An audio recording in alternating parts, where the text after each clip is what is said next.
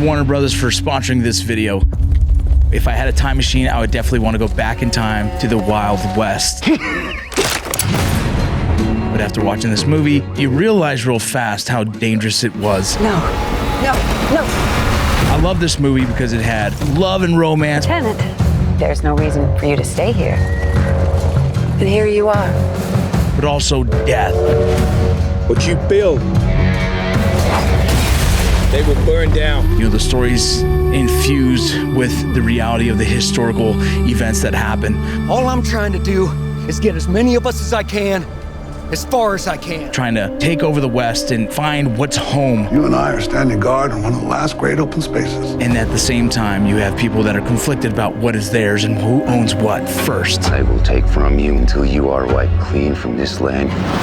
You know, my time as a Border Patrol agent with Borstar, out there in the environments, in the wilderness of the West, you realize fast how the environment can really take control and own you. Be careful. Someone's gonna take that gun and wrap you with it.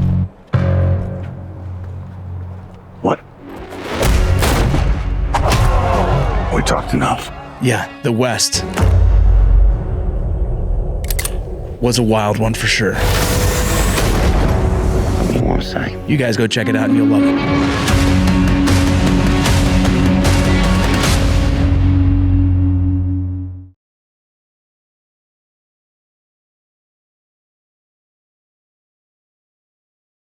I've listened to a few interviews that you've done about specifically Horizon, and you've said that you make movies for men. And I was curious, as I haven't had anybody or heard anybody ask you yet, what does it mean to you to be a man? What are the quintessential qualities that a man needs to have, in your opinion? Well, I don't know what the quintessential quality is, but when I say make it for men, it's like I know what it's like to have to do something in a tough situation. I know what it's like to be afraid.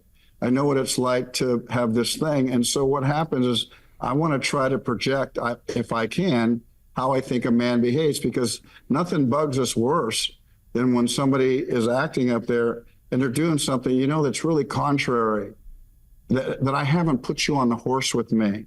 I haven't put you walking up that hill with me with that young guy who's bullying me. And he's bullying me. And there's a moment where he actually doesn't realize who he's dealing with, but his whole life, if you look at his family, if you look at his father and his brother, they're monsters. So this guy spent a life doing that. And the only reason he's doing it to me is because he's just had a bloodlust. He's just killed somebody. He's also been humiliated by being kicked in the chest and forced to go do something he didn't want to do. So his anger is boiled over so much that he picks the wrong guy. But the problem for me is, if any man's watching it, me walk up that hill with them, right away you know something's wrong. And you're realizing, how is Hayes going to get out of this? And there comes a moment which is quintessential to the West. He's not going to get out of it. There is no law. There's no sheriff to stop this. There's nobody to step in. He's going to have to negotiate this moment by himself. And it takes that whole long walk up that road before he finally clicks his gun. And he clicks it on the guy's back. There's no sense in being fair here. This kid has spooked him.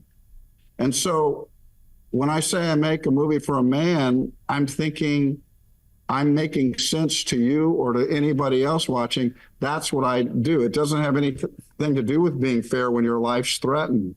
There just has to be a moment where you're, and Hayes is just a little spooked. He's not over brave. He's just a little spooked.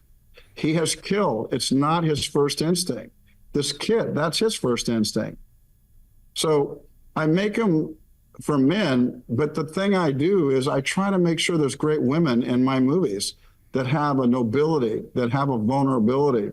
I don't, you know, Bull Durham's great, but so is Sarandon. You know, Tin Cup's great, but so is Rene Russo. These movies, we're locked together in this process. And certainly in the West, women have been minimized, and they're not in Horizon. Thank you, Warner Brothers, for sponsoring this video. One of the things I love about that era is that there might have been law on paper somewhere, but these people were at the front leading edge of what was possible. And it didn't matter what the law said. It mattered what was happening in the moment. And my reaction to that video, you know, my background is definitely odd in comparison to most people, but you developed this I was going to say a radar, but that's not correct. It's more like a FM radio receiver, and you start recognizing crazy and behavior that is off. And my reaction to that scene was long before he got to the point of telling your character, hey, you're running out of houses. It's like, you need to shoot this person long before that, because he is crazy. Yeah, and you tie into that thing. I mean, he says halfway up there, he says, what are you, from China? Yeah. And he says, well, and he's getting frustrated because, oh, how come you're making me talk? I'd like you're doing some trick. And you know you're dealing with a loon. Yeah. But he's still, what I want to do is, I don't kill him right there. I want to still be a thinking man in the scene for any of the audience, which is, Hayes is now thinking, what am I going to do here? So now I have a thinking process. So it's like, I've made up my mind, but how am I going to do this, right? How am I going to do this? And finally, I do. And that's what I try to do with all the scenes. I mean, whether it's the little boy pointing a gun at that Native American and his son. And I decided that I would just amp it up with the other character saying, why don't you see if we can get them both? It suddenly turns ugly. That is beyond. Now, anybody in the audience, this is just a game of violent men. Don't forget, these men are frustrated. Some of them have a legitimate reason. They want to hunt these Indians down that did this. But there's others that this is just built into their DNA. And if we believe in post-traumatic stress, we have to understand that after that Civil War, if we believe in it for Vietnam, if we believe in it for Iraq, it's just a different name. We have to believe in it for coming out of the Civil War, which was for 4 years. Yeah. 30 million people in the country. Everybody was touched by it.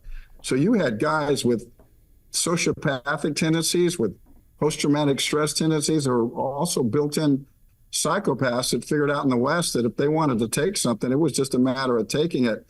And what happens is you got a scene, and one of those men is kind of goading this boy into trouble. Now, when you go to 2 and you go to 3, if you take this ride with me, you're going to realize that this kid becomes a product of his environment, and he becomes a dangerous kid. First time you see him, he's lost his family. He's an innocent. Second time you see him, he's trying to be goaded into a fight. He resists it. Third time in a cave, he says, is it going to bother you if you go after people that didn't really do this? No, it won't. Then he gets into ultimate battle, something you've experienced, and that even wilts him. You see him fall to his knees. You see him when they're counting scalps. He doesn't want just anything to do with it. Yeah. But the next time you see him, he's 7 years older, and he's not the same boy anymore. He doesn't care anymore. And I believe in those kind of arcs, in movie making. I think the arc that you're talking about is one of likely the truest arcs that's out there.